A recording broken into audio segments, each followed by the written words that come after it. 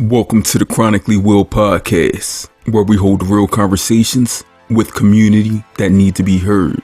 In this part 2 with Jerri, Tell It Like It Is, Jerri gives more insight on her life with type 1 diabetes, also how being diagnosed at the age of 14 and with limited resources, she was forced to not only learn diabetes, but also due to the lack of education in type 1 diabetes at the time, she was forced to stop doing some of the activities she enjoyed. Jerri and her siblings would regularly get screened for diabetes and have glucose tolerance tests because of their mom having diabetes. Due to her high-level activity, it is believed that this is why she did not get a diagnosis until a routine physical.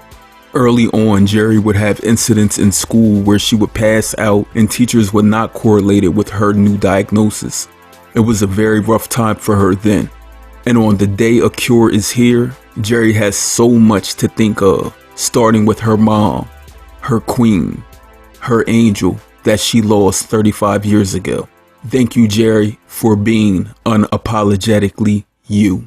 Now, I did want to ask you a few things about yourself, like your younger days, growing up in Tennessee, correct? That's correct. Originally, I was born in Michigan, and but my mother was from Tennessee. So after a while, my mother and father separated, and my mother moved back to Tennessee. And after moving back, maybe I probably was 10 years old when we moved back. And 4 years later, I developed diabetes type 1. I was in sports, and that's how they called it, because I had to get a physical to run track. How was it actually growing up in Tennessee? It was country. It was more country. It was a stable, just normal, jumping ditches, climbing trees, just normal kid stuff. Normal kid stuff, building tree houses, we had boy cousins, and they were building go-karts, and we just had a big family. We just kind of just hung out together. But when school started, I was in sports. I ran track, and I was in the band. What did you play? The saxophone. I did the saxophone. Saxophone, and you ran track. I did the relay. I did the mile relay. So I was able to do track 1 year, because the first year I ran track, I didn't have diabetes. But the second year, when I went back to run track for the second year, they wouldn't allow me to run. A lot has changed since then, because my daughter's 13 years old. She runs middle school track, and my son, he's in ninth grade now, but when he ran middle school track, 7th and 8th grade, like I will always see at least one child with a CGM on their arm.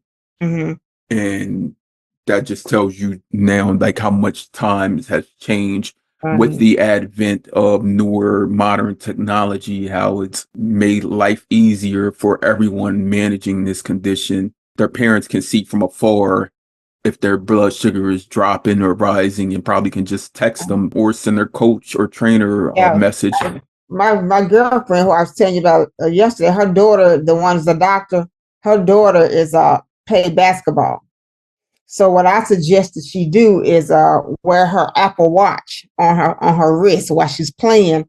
And the coaches really didn't want her to wear that, because they said it might, scratch one of the other players or something. So she would wear like a wristband on top of her Apple Watch, and she could look at her watch and tell what her blood sugar was doing. Right. She could just glance down. Yeah, she just glanced down on if she felt any type of way. But, and her mother also would be there watching it, making sure. Her mother is she's a doctor, so, she's really on top of it. She on top of it. When I first got an Apple Watch and connected it to my Dexcom, I couldn't believe like it was like diabetes wasn't there anymore. Really, yes. I could just look on my wrist, flick of a wrist, and know my glucose numbers. That was the best. Yeah.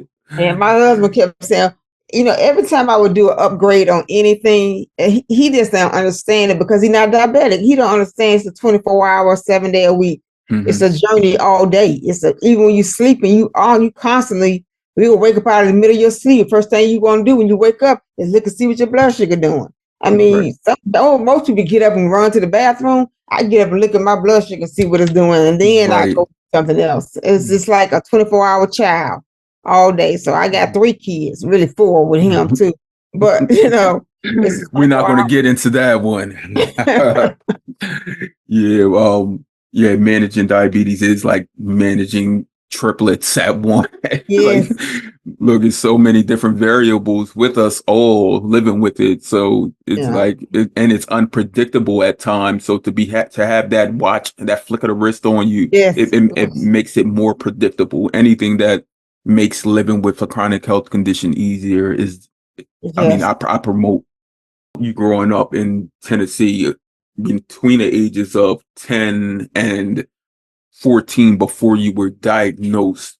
You said you were running around, jumping ditches, climbing trees, hopping fences, playing ball, doing everything, right?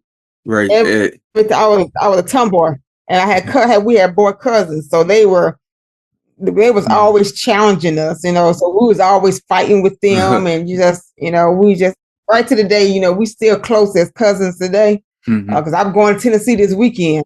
I'm going to with my cousin there, my boy cousin. So we're going to hang out with them this weekend. Go and hang out with the gang. Get back with the gang. Hang out with the gang again. Yeah, we're going to hang out with the gang again. So it was fine until I turned 14. I can almost pinpoint the summer that it happened. Before I was actually diagnosed, the summer that it happened, we had just moved into a new house. We had just moved into a new house. And we at the school, we had to go and in the summertime, that's when we did our training, our track training. We would do track training in the summertime. So you have to go to the school and get your track training and stuff. So we would go there in the summertime. And they used to have a band playing then too. At that time, I wasn't in marching band. I was just in the regular band. I hadn't made it to the high school band yet because I was still in middle school. So we used to go there and watch the band play, like kids go watch this. That was just something to do in the summertime. You go do your runs and then you'll go and watch the band all day. And because I was running so much, and when I was to come home, I used to just go to sleep.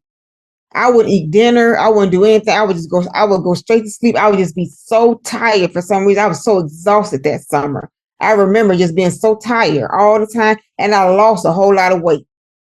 I had lost a lot of weight, but my mother looked at it as me losing weight because I was running so much. Running track, and but I lost more weight than I normally would lose, and I was thinking, "Oh, this is good. I lost a little weight since I was doing all this running." I mean, it was baby fat weight, but it was still I had lost a lot of weight, and I didn't think nothing of it. And she didn't think of nothing. But every year when we used to get physical, we got a physical every year just because my mother had diabetes herself. She would make them do a glucose tolerance test on us every year. So all of us got it done. She had 5 kids, and she had us all do it every year. They used to give us these little sugar molecules, little sugar things to eat, just so it could see how it runs. Yeah. I remember those because they were square. They was white, like a sugar thing. And they used to give us those. Did you get one of those too? I didn't, but I know what you're talking about. I've seen them before. Yeah, they used to make us eat those things and see what would happen with our blood sugar. And every year we got it done, but that particular summer we didn't get it done. We didn't get it done. For some reason we didn't get it done. But when I got ready to get my physical, they called it when I got my physical for track. Like when I went to get my physical for track, they got a urine test on me. They did urine because they didn't take any blood. They did a urine test, and he was like, you splitting sugar in your urine. I didn't know what he was talking about then. My mother was like, what? She knew.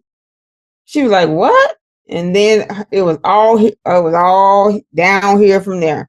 From that point on, they put me in the hospital. So you actually were diagnosed during a physical, like a routine exam. That's rare. That's very rare. And due to how much you were involved in athletics and everything, running around and stuff, it probably delayed that fast onset, which normally occurs with young people. What do you mean you fast onset? What do you mean? So like young people typically when they're diagnosed, Mm-hmm. like it's usually an emergence. Like, Oh, something happens to you. Yeah. yeah, and there's an Yeah. emergency. Like we gotta Right. rush them to the ER now.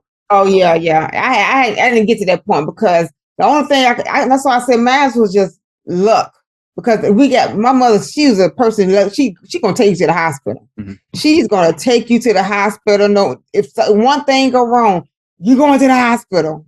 So we stayed around white coats all the time because she was a diabetic and she was so afraid that one of us was gonna get it. So if anything happened, she gonna catch it. So that summer, when I got to get ready to get my physical for track, they caught it in my urine. But I knew that summer I had lost a lot of weight that summer, and I was doing a lot of sleeping. I was more tired that summer than any other summer.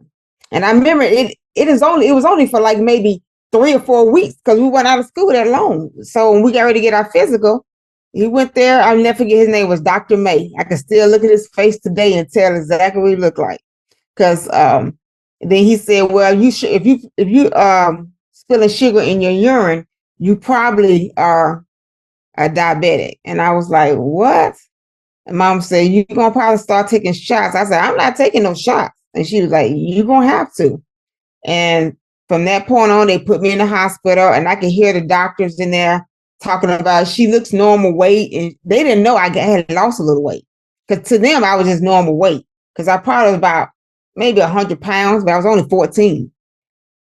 So they kept saying, I kept hearing them say, she looks normal weight though. She don't look like she's lost any weight. She looks normal. It doesn't look like anything's happened to her, any damage or anything. Like she's lost a whole lot of weight. Right, and they didn't know you ahead of that diagnosis. Those emergency care personnel, they didn't know you, so they didn't know what your body normally looked like. They didn't know yet how you typically acted, anything. Right. They didn't know anything about me. So, and I had weighed a little bit more. I think I probably lost about 15 pounds, because I probably was like 115 and I lost probably that 15. And all I was probably just at 100 pounds, maybe 106, something like that. But before the summer came, I was like 115 pounds. I wasn't a big girl anyway.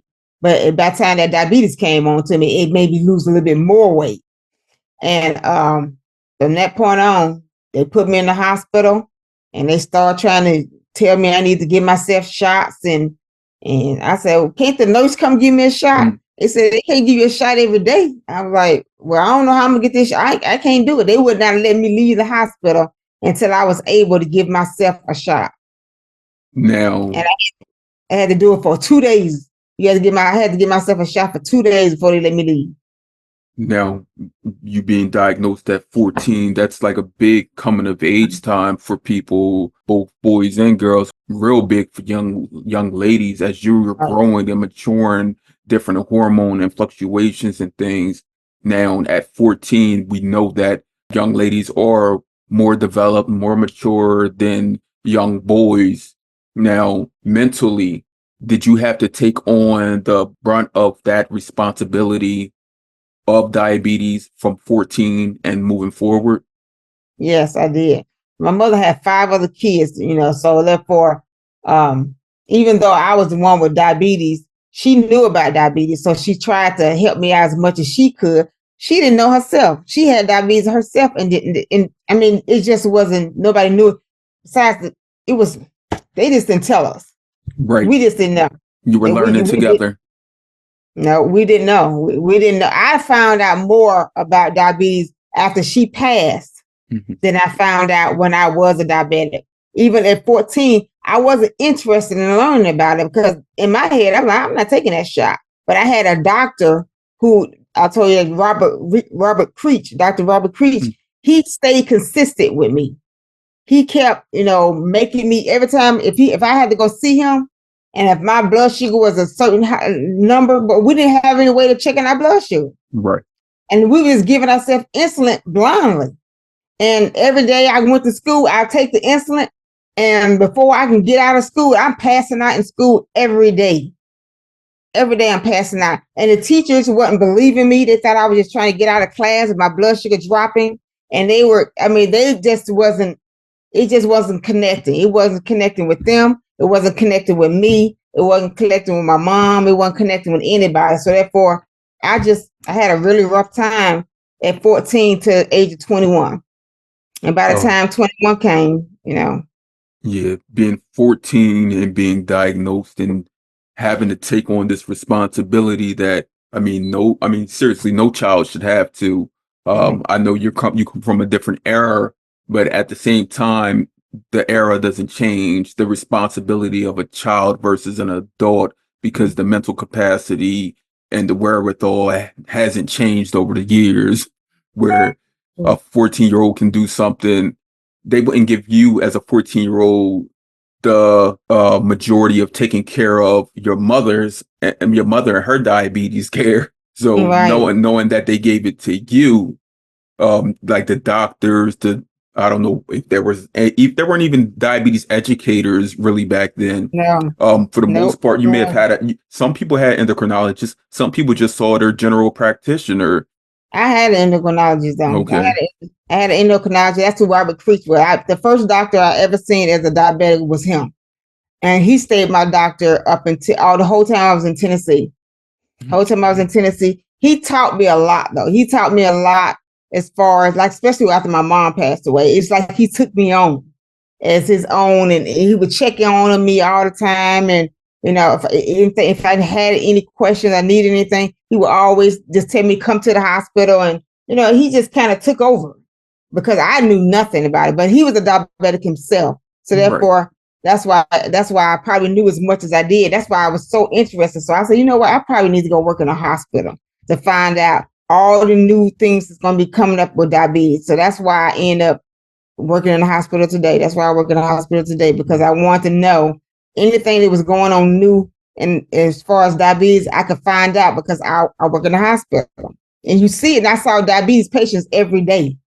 And if you see them every day, like I saw them every day, and you see them coming in with amputated legs, blind, on kidney machines, you saw it every day. It kind of like you're like, wow, I better get myself together. It forced you to look more into your own health and figure out how can I avoid that and make my life less of a burden. Right. And so much I'm still stuck on this age 14. So much was added to your life at 14 with the care of diabetes, but at the same time, so much was taken away from your life at the age of 14 with you being diagnosed as a person living with diabetes. Things like friendships, peers, initially, were you able to go out and have that same fun and energy with your friends? Because you said you were passing out in school.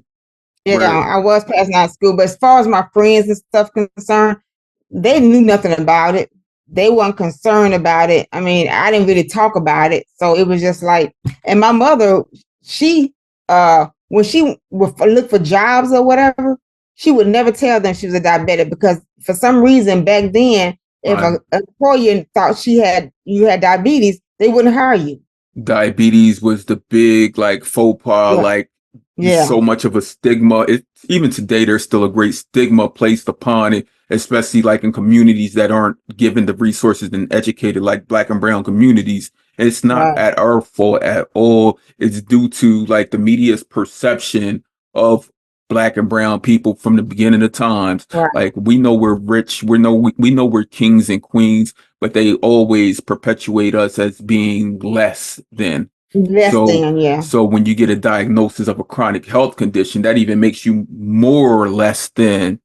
But I'm glad that over the years you were able to pick all that up and run with it and grab that ball and say, I control diabetes. Diabetes doesn't control me. Exactly.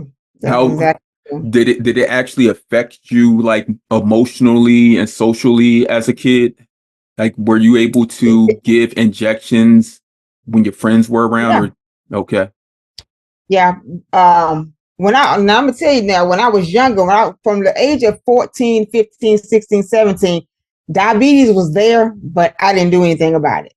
I had insulin sometimes, and sometimes I didn't have the insulin. So if I didn't have the insulin, it is what it is. So, and I think I think my body at that time was still producing some insulin, because some people come into the hospital and their blood sugar will be like 400 or 500. My blood sugar never got that high. It never got as high like 500. The highest it would get would be like 300, and that was high. But it would never. When I get in the hospital with other people who are diabetics too, they come in, sometimes their blood sugar be 900. I'm like, whoo. My blood sugar would never go that high. Even if I was to eat something I wasn't supposed to eat, it would never go up to 900. So I'm thinking that sometime when you have a honeymoon up here, you know that, right? Right. There's a honeymoon when you first become diabetic where your body is still producing some insulin. So I'm thinking around that time, my body was probably still producing some insulin for it not to jump so high up into the 900s. Because I was thinking, well, my blood sugar is only 300 and theirs is 900. I must not be a diabetic then. But I didn't realize your blood sugar should be under 100. Right. So some people do have that extended honeymoon period, and just like like they consider like a lot of latent autoimmune diabetes in adults is LADA, but that also can occur to children. LADA also occurs with children. So yeah, I think it did, because my Dr. Creasy was telling me, he said, I think yours is just late. I think that you still are producing some insulin for your diabetes not to be so, because I didn't have to take that much insulin. In the beginning, they was giving me too much insulin. So when they was giving me so much insulin, when I go to school, my blood sugar would drop just in the middle, and the teachers don't want you eating in the classroom. And there was no adjusting insulin then. No, but when I adjusted, you just took this. They wanted me to take the shot every day. I took the shot. I only took it like once a day up in the before I went to school, and then I ate breakfast, and then I didn't take it no more until the next day. So what? And I didn't know what my blood sugar was doing for the rest of the day, because I ate lunch and I ate dinner, but I didn't take no insulin then. It wasn't like they was telling you take it. They had me taking a long acting insulin, thinking it's gonna. And because my body was probably producing some insulin, I believe that's probably what saved me, and I didn't fall out then, because I was taking just the long acting insulin, and they had fast acting, but they called it, I think it was called R or N or something like that. It had R and N. Yep. Yeah. So I was taking those injections then, and I had a bad time with the teachers. I had a bad time with the principal. Because back then they used to give students paddlings. You don't remember them days? They used to paddle us back in the day. So they used to make us, if you act up in class or anything like that, and they used to think I'm acting up in class. I wasn't acting up in class. My blood sugar's dropping. Right. So they would make me hold my hand out while they slap me in the hand with a paddle. Not knowing that would equally make your blood sugar even rise more. That stress, that tension, like all of that, you being hit, like blood sugar's going up now. The adrenaline kicked in. Take the paddling. They want to take the paddling on your butt or take the paddling in your hand. So I would tell them to just paddle my hand, and they'll paddle. I was like, this is ridiculous. So I just stopped taking the insulin altogether. I just quit. I said, I'm not doing this no more. I said, my blood sugar dropping. I'm getting behind in school. It was just ridiculous. Yeah, that's something that a lot of people today, they don't understand. Well, they don't know about. Not that they don't understand it. They don't know about different eras within diabetes. First, when they think about that, all they think about is like, okay, today we have technology, faster acting insulins, but they don't think about the things such as like culturally things that then change, like in the school climate that you grew up in, where teachers were able to yell at you, paddle you, things like that. Those types of things also would affect the blood sugar, blood glucose levels of you. And it also would affect you mentally to where, like you said, I'm not taking my insulin because I don't want that to happen. Right, exactly. And that's the reason why I didn't take it in school no more, because every time I would go to school and take it and something would happen, I would get the shakes, and then they'd give me a Coca-Cola and have me drink that whole Coca-Cola. I'd be sweating like a hog, just sweating. And I'm like, whew. And then they give me the Coca-Cola, then my blood sugar goes sky high again. And then I didn't have no more insulin to take. I was like, oh, well, it is what it is now. And I back then we didn't even have monitors. So this is a really good time to be a diabetic because y'all have so many things that we didn't have when I was first diagnosed 42 years ago. 42 years ago, and I guarantee some of those teachers who saw you in the classroom already had a perception or perceived thought, thinking like, "Oh, I know when her blood sugars are high and low." Like they really thought they knew, but they truly did not know. So, No, they thought I was cutting up in class. I can remember one time. I think I was in like the 11th grade at this time. I had had it for a few years, and my eyes started messing up, and I couldn't see in the classroom anymore. I couldn't see the board anymore. So my mother had to go get me some glasses. So I went and got glasses, and my mother wanted her to move me to the front of the class so I could see. The teacher didn't want me to move to the front of the class. She wanted me to stay because they gave assigned seats back then. She needs to stay in her assigned seat. If she got glasses on, they should be able to help her see. I lost my glasses. I lost the glasses, so I couldn't see. And then I left them on the bus or something, being teenagers and, just not paying attention, not realizing them glasses cost money.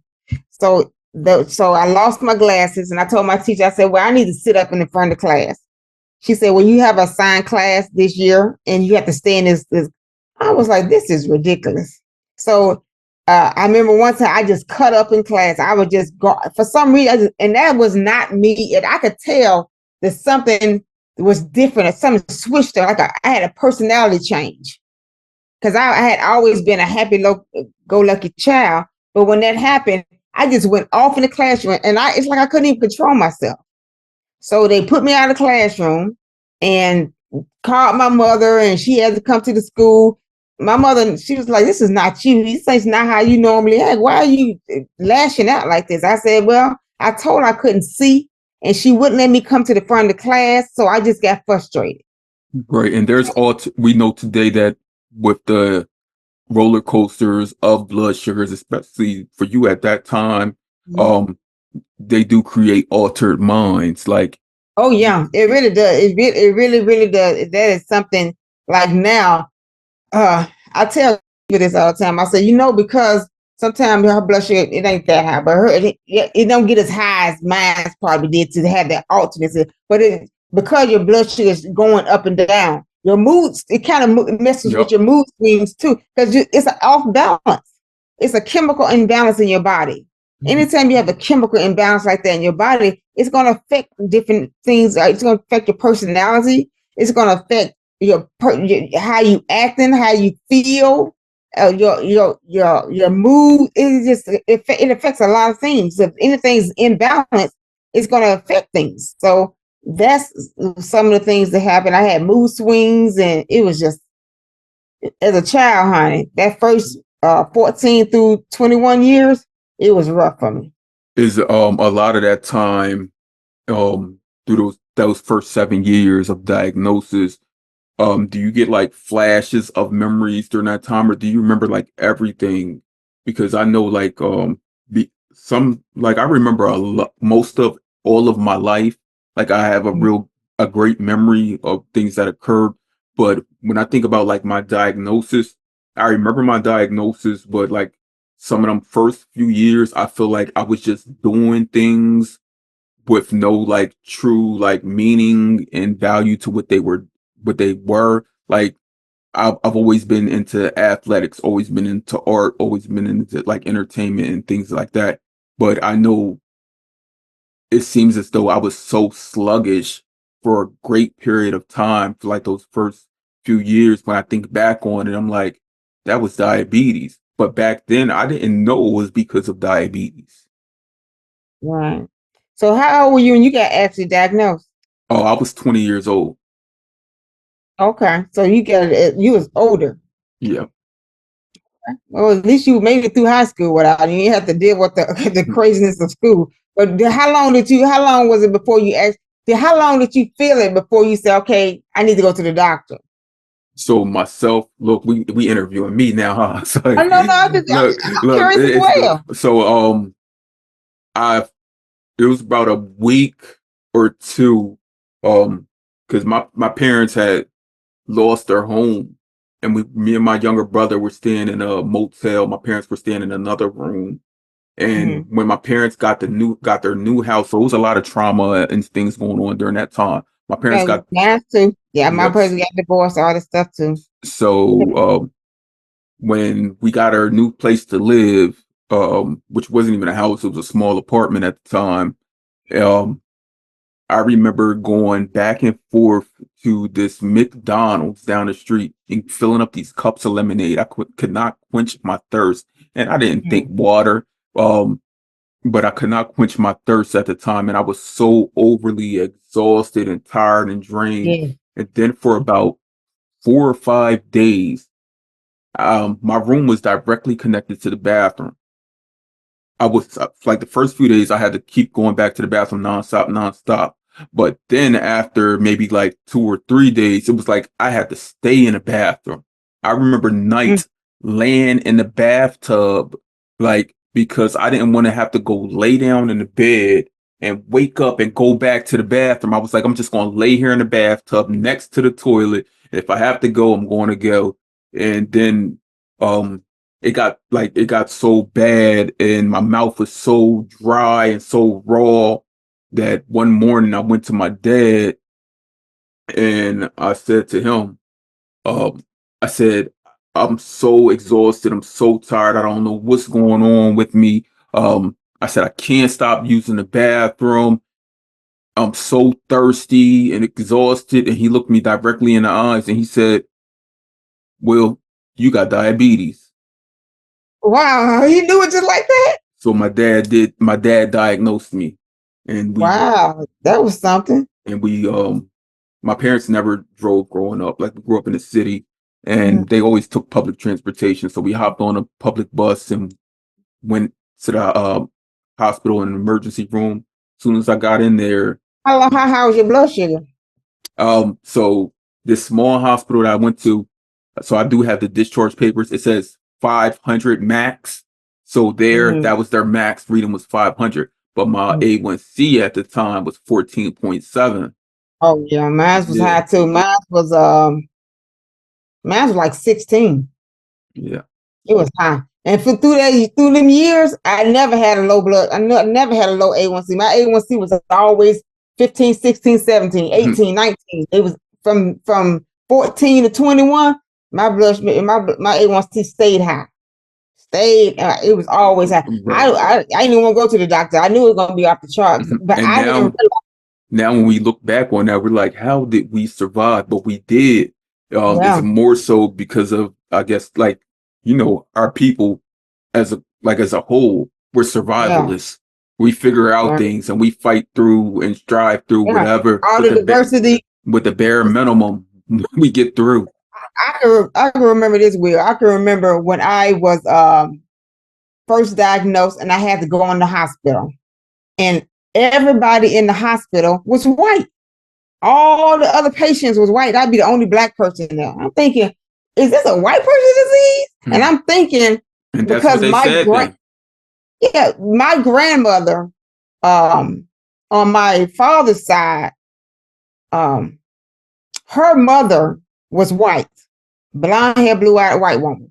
My grandmother was lighter skinned. My father, though, he was a dark skinned guy, and my grandmother married a very dark skinned guy. So that's where we get our pigment from. Because before then, I'm thinking I probably got this from this white woman on the other side. That's because I Right. didn't think black people got it because there wasn't nobody else in the hospital that was black except for me. I was the only black person for years, and then finally I found one black girl that came in, and we became buddies, friends, because she had diabetes and I had diabetes, but everybody else was white, and they White. all seemed like they had just so much education about it, and I knew nothing. So when I tell you about like historically, dating Mm-hmm. back to way before the advent of insulin, they didn't think that people of color could get diabetes. Even when you look through old historical findings, like in Egypt and stuff, they talk about pissing disease, Right. I like heard about where their bodies would drain so much until they died. But Mhm. there, even that, like, in 1922 when insulin was first used, no people of color were given it because they didn't deem people of color to be able to get diabetes. It was considered a middle to upper class white disease. That's probably the reason we got insulin today. Yep. Because if they would have thought it was our disease, like a sickle cell, we wouldn't have got anything. Right. They sickle cell, they didn't get anything. Same way with HIV. If HIV was a particularly black man's disease, now what it probably is now, but back then when it first came out, it was white men that was getting it. So of course they trying to save them. Right. So I mean, diseases in the U.S. are usually majority ruled, like sickle cell, AIDS, diabetes, but we know like sickle cell trait is primarily in people of color. Right. 100 years ago, if it was affecting someone not of color, then they would have been on it. They would have been ready to do whatever it took to make sure that it wouldn't become this chronic, debilitating disease. Diabetes is the autoimmune disease. So when you have one autoimmune disease, others follow. Because I have lupus as well. And lupus is a whole nother ball game.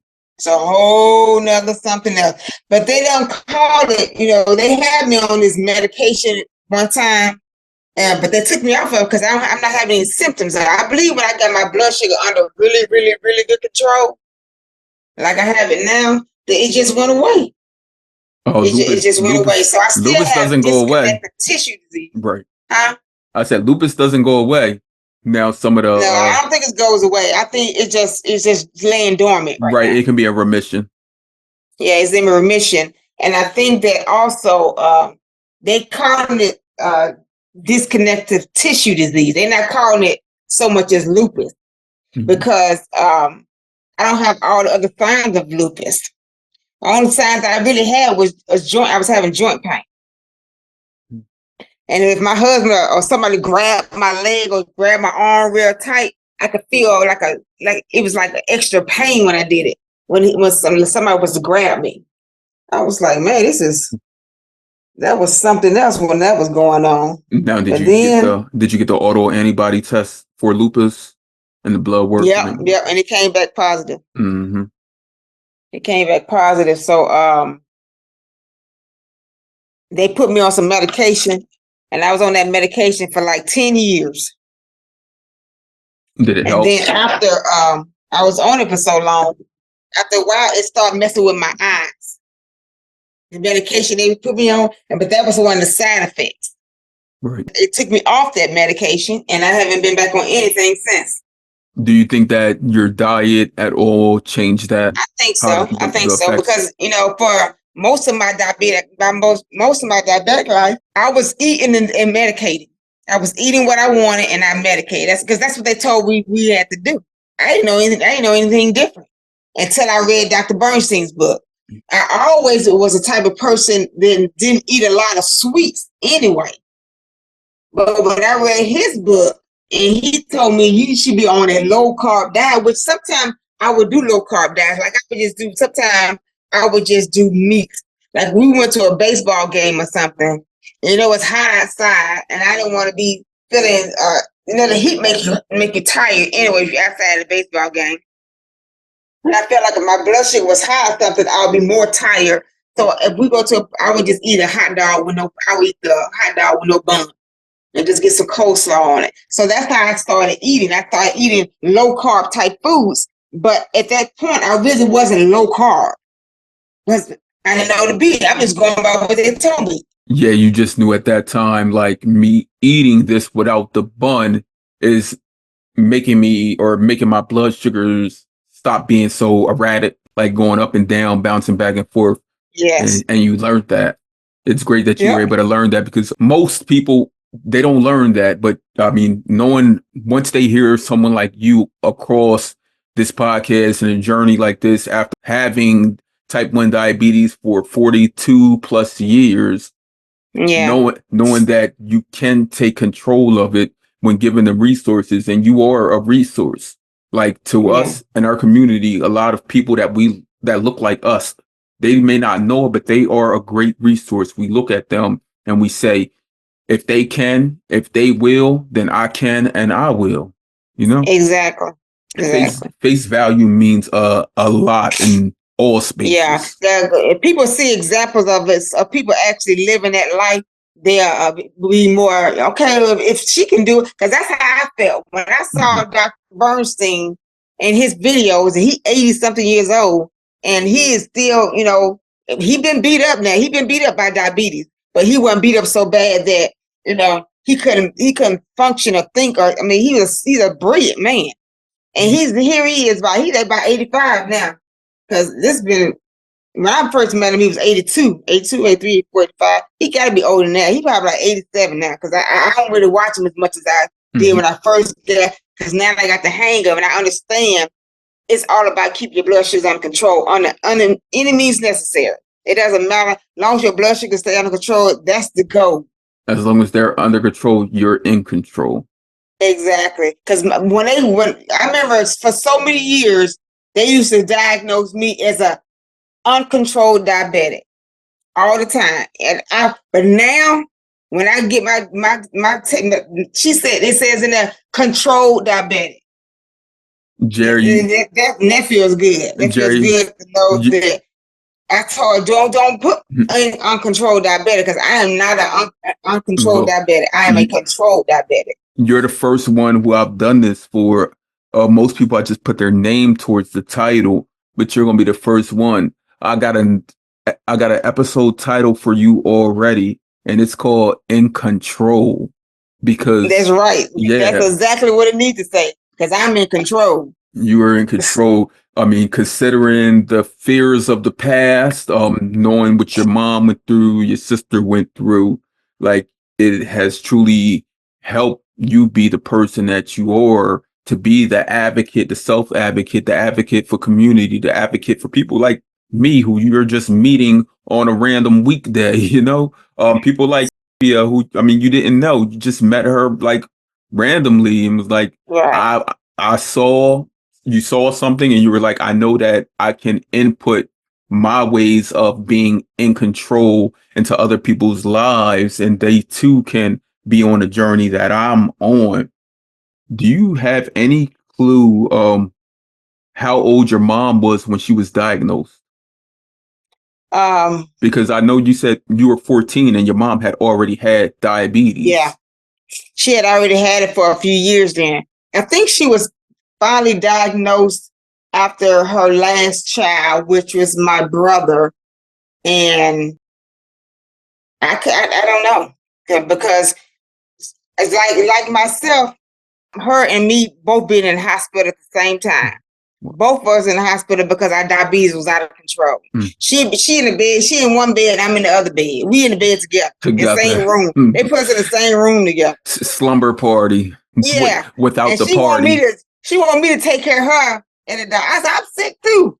What's the age difference between you and your younger brother? 5 years. 5 years. So yeah. Okay. So you said, so I'm guessing 9 years before your diagnosis. You were diagnosed at 14, right? Right. And so your younger brother, when he was born, you were 5 years old. She was 20. She was 52 and I was 21 when she passed. Okay. So 31-year difference. Yeah.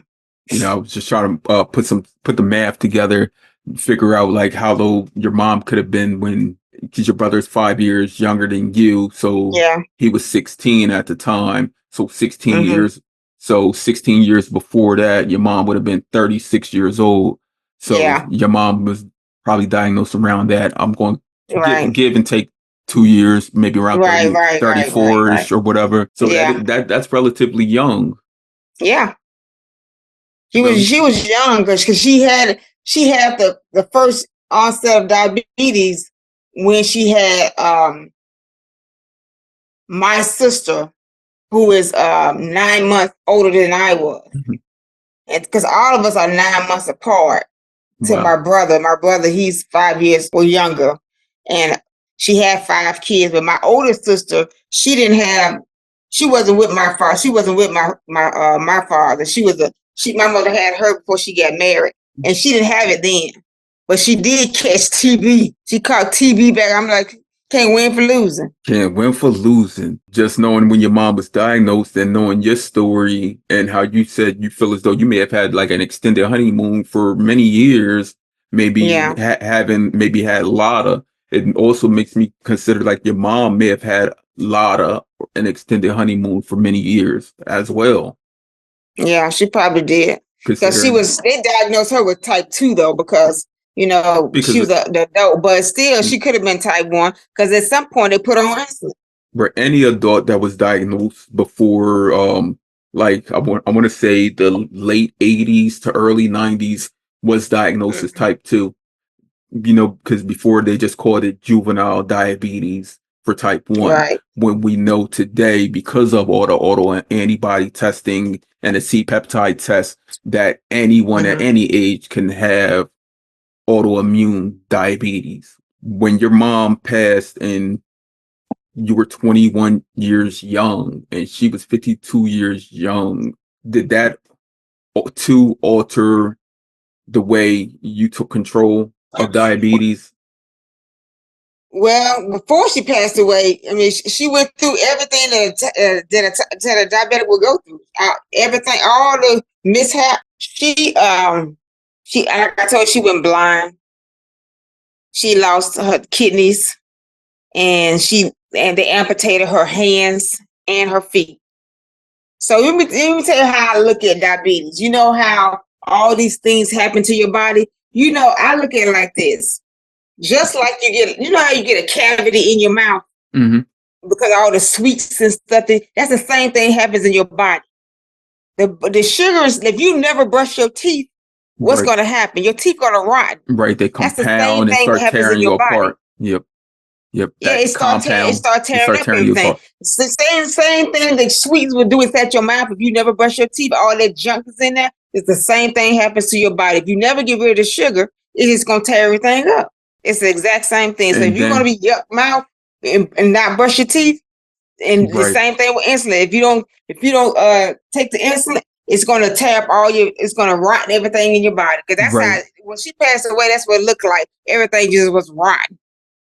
And then for someone who body doesn't produce insulin, the effects of it are like quadruple, like even more so. Like it's you have to do this. If you don't, there's no option. So I've taken from this that your mom at that time, because I mean even you at 21 years old, like y'all weren't given the proper education to managing. No. So if today in modern day society, like if your mom was to get her diagnosis, not only would she have you there that can help her along the journey, but also she would have the face value aspect. She would have more people who would look more into her condition and study it and give her the education. I know if she would have had a way of understanding, she didn't have to die like that. Right. She did not have to die the horrible death that she died. She died a horrible death. She died a painful death. She died it was awful. When I say my mother died a slow, horrible, painful death. And that's what diabetes would do to you if you do not take care of. Because if you don't take care of your diabetes, I promise you, it's going to take care of you. Take care of you. It's not gonna. It's not the type of disease that say, okay, well, we'll catch up with you later. No, it's going to catch up with you, so you can keep living the way you want to live and just eat all the junk food you want to eat. I promise you, at some point, it's going to catch up with you, and it's going to take you out, and it's going to take you out slowly. You're going to be trying to do everything you can to get back on track, but once you mess up your organs, that's it. You can't. When your kidneys gone, they ain't coming back. Right. There's no regeneration. Like they can't regenerate. So like that's what I tell people when they were like across social media and stuff, you might see someone telling someone, well, if you drank this or did this, you wouldn't have to take insulin. Your diabetes would go away. They don't understand that it being what we have being an autoimmune condition, that you cannot just regenerate a cell. Right. It's like, but they getting to that point where they're doing that what do they call that stem cells. Mm-hmm. There's a lot of. They are actually really, really close, but they've been telling me for 42 years, we so close to a diagnosis, we so close to a cure. I don't want to tell me you got a cure. You've been telling me that for 42 years. I don't want to hear it. I don't. Call me back when you got one. So on that note, this is how I end all of our conversations, Jerri. Listen to me first. Okay. If you can hear me clear. Okay. Today, March 2024. March 7th. Right. March 2024. With all of the testing and things that are being done today, I'm not going to put into the science and all that stuff because I know what science is doing. I've been a part of some of those conversations, and I've known people who have been able to be without insulin for a number of years through these trials. Now, today, if a cure was here, no ifs, ands, or buts about it, no if it's going to work, no if it's going to be available for me, if I can access it today, if a cure was here and you were cured, diabetes was eradicated fully. You wake up, you don't even have to look at no numbers. On that day, the cure is here. Jerri, what do you do?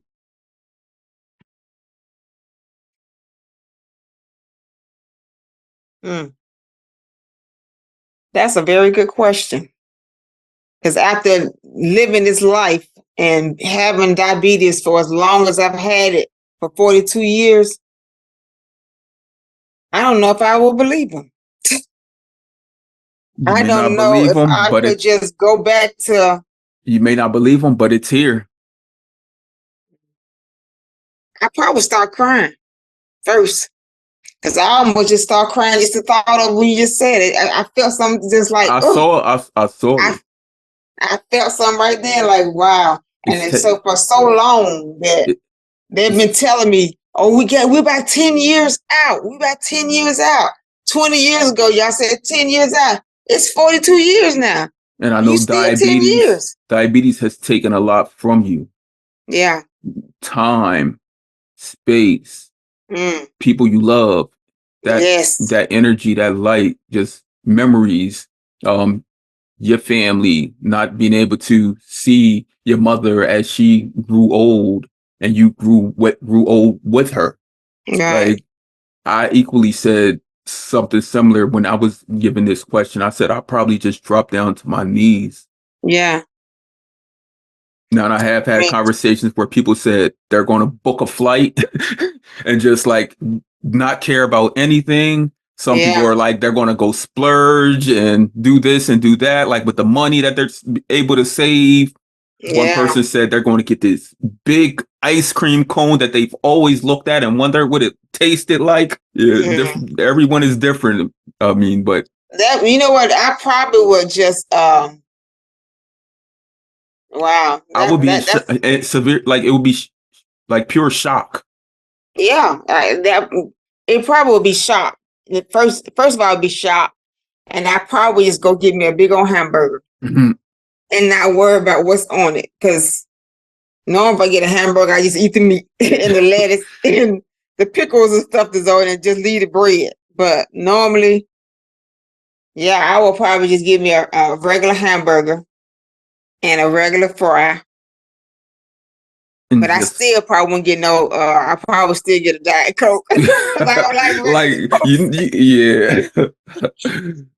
probably still get a Diet Coke. Jerri, this has been an amazing conversation. Something that I really wanted to have with you from day one when I reached out to you, and you were like telling me about your A1C and your average glucose levels being in the 80s and all that. So I knew you had that math and science behind it, but I wanted to know more about the person. So now I feel like, I mean, we're family, like we are. Right. We are, and made that connection here.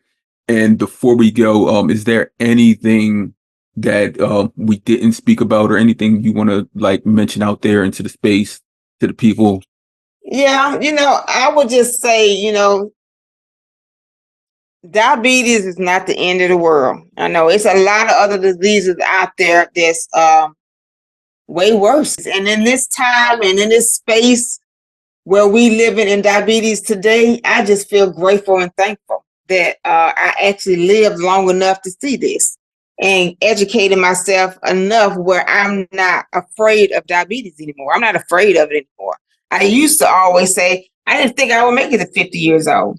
I thought by 50 was so far away from me in my 20s that I didn't think that I would ever make it to 50. And when I made it to 50, I was like, what? I made it to 50. So then my goal was just to make it to 52, just to be past my mother's age. So now I'm 56. And I feel like I'm that age now because of the technology and all the things that's been designed in this 2024 that's helping everyone stay alive. And all the things that's going on and the connections that I've made with other people who are diabetics is it's a wonderful thing. And I'm glad that you are doing this and putting this together for other people to have, because years ago we didn't have this. We didn't have this community of people and Black people seeing other Black people with type 1 diabetes. I thought I was the only Black person with it. And now that, we are joining together, and you're helping, and this was something I wanted to do too, but I'm just so busy at work that I just I don't have time. So I help in other ways. If I see somebody that need help, or if I see a way that I could talk to somebody or help somebody or give them that Dr. Bernstein's book, is tell them it's not the end of the world. Diabetes is more treatable now than it ever has been before. We have come so far, but we're still so far away. But today is a good day. It's a good day and a good time to be a diabetic type 1 now, because the education on it has really blossomed. And I'm happy and appreciated that I'm here to see it happen. So I feel like if my daughter have a child that has type 1 diabetic, they have a better chance than what I had, because I shouldn't have had to go through those first 10, 15 years like I did.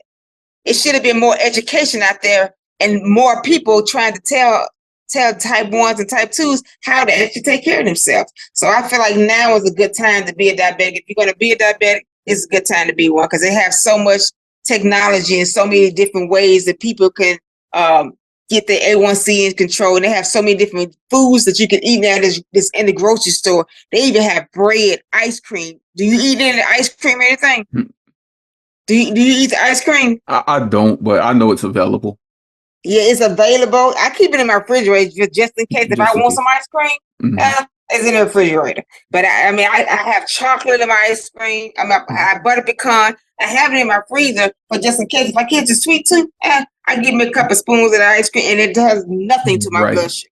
Right. So that's So Jerri, on that day when a cure is here, contact me so we can go out and get that burger, because it's been. I don't eat beef in general, but on that day, I will get that big beef bison burger and I will bite into that thing.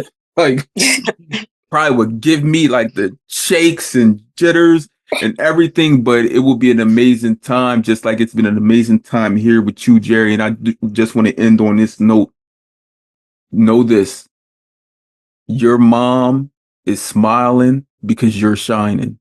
Thank you for joining me on the Chronically Well podcast, where we hold real conversations with community that needs to be heard. All righty. Thank you, Will. Thanks for having me. Thank you. I appreciate you. All righty. Are you a person living with type 1 diabetes? If you answered yes, then I need for you to do me a big favor that will benefit the future for T1Ds moving forward.